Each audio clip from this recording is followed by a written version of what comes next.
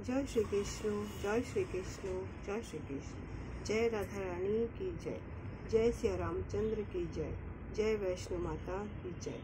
आज आमी श्रीमद् भगवद गीता एकादश अध्याय विश्वरूप दर्शन योग श्लोक 45 पाठ करছি। अदृष्टपूर्वं हर्षितः असिं दृष्टोः भयेन च प्रव्यथितं मनः मे तथैव एव मे दर्शय देवः रूपं प्रसीदः देवेश जगन्निवास।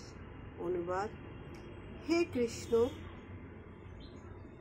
तुम्हारे जे रूप पूर्वे कखनो देखिनी, ता दर्शन करे आमी आज खूब आनंदित हয়েছি, किन्तु সেই সঙ্গে আমার মন ভয় ব্যথিত হয়ে আছে।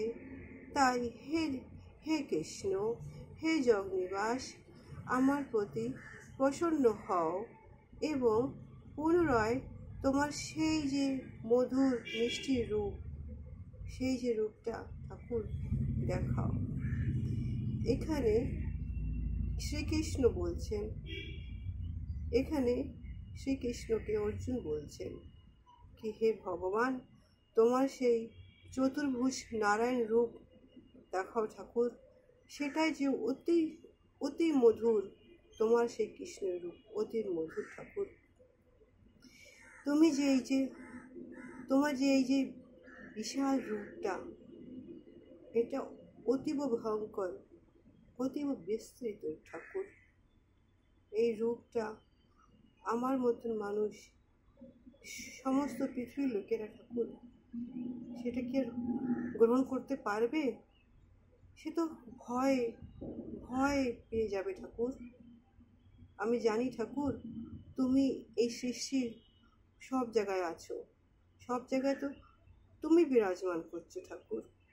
তোমার সেই রূপ, যেই রূপে তোমার শঙ্খ আছে, চক্র আছে, গদা আছে, পদ্ম আছে, ঠাকুর সেই রূপ দেখাও।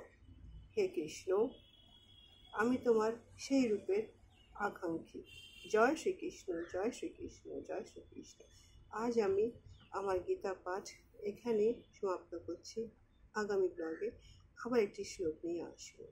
জয় শ্রীকৃষ্ণ, জয় শ্রীকৃষ্ণ। আমার গীতা পাঠ যদি আপনাদের একটু পছন্দ হচ্ছে, তাহলে কৃষ্ণের নাম সারা জগতে ছড়িয়ে দিন। জয় শ্রীকৃষ্ণ।